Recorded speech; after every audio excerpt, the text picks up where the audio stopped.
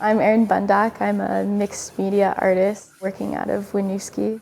A lot of my stuff is based off of pattern and reproductive liberty, thinking about the body and how we think about it and reframing that through art and community with others around bodies and celebration of that. This is the uterine lining in a proliferative phase. And so I'll take this, and I've cut this up into like a quilt piece before. This is screen printing. So yeah, most of my stuff is printed on recycled fabric like that. A lot of my work incorporates artifacts. My mom is a medical examiner, a neuropathologist, so I have a piece that has my mom's actual scrubs in it as part of the narrative piece. And I have like a mural my grandfather gave me. And so that's a huge part of my practice, is incorporating artifacts or almost like inherited visual language from my family. This is my dad made this. Yeah, Art Nouveau.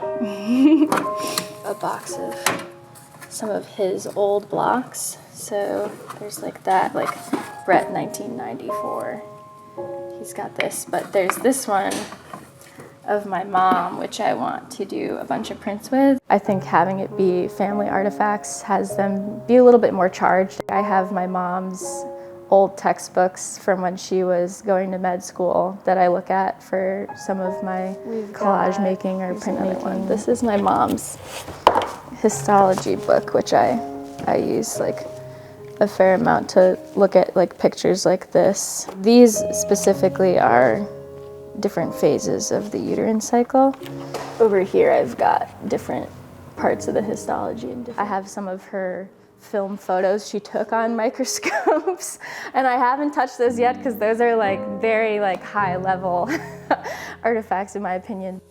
Part of what I value about patterns based off of histology or the cellular structure of tissues is that they can be beautiful and you don't know what they are until you read about it. So I think that there is a tendency to be a little precious with the stuff that you have, and it can be daunting to work with it again because you have that in your head of like, if I mess this up, then I've altered this thing that once was this certain way.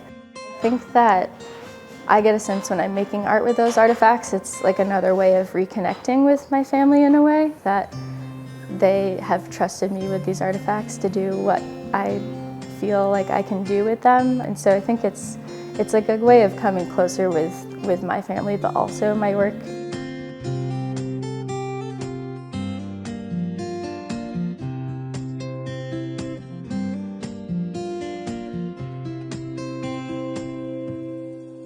I just came out of a year-long residency working on large-scale fiber works around reproductive liberty.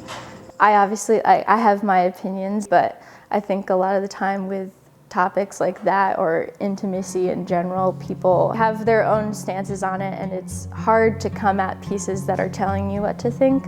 There's like an art to like hiding what the motivation of the piece is, and like people are not necessarily going to receive it as what your motivation is for making it, but it can still be in there. I've had people who are, maybe uncomfortable with talking about menstruation or the uterus, and they come in and they're like, oh, that's beautiful. And it's like, yeah, that's what like a uterus looks like under a microscope, or like an ovary, or a blastocyst, which is the first stage of a fetus. I think it's becoming more and more, it's always been relevant, but it's feeling especially poignant at this point in time. I think for me, it's just like, every person who's got a uterus has run the gauntlet of birth control, and I think a lot of that comes with just like learning about your body so that you can advocate for yourself in a medical setting. So I think I became interested in that as like a way of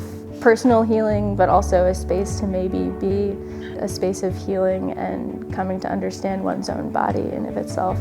Right now, I haven't figured out exactly where I'm going with my art career necessarily. I try to say yes to as many things that I think are within the bounds of what I can accomplish.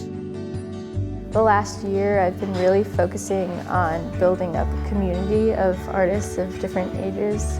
I also really enjoy working with small businesses. That seems to be something I'm really interested in, and local bands. I think it's the feeling of you gotta do what you gotta do to make it work, but at the end of the day, being an artist and making art is what feeds me spiritually.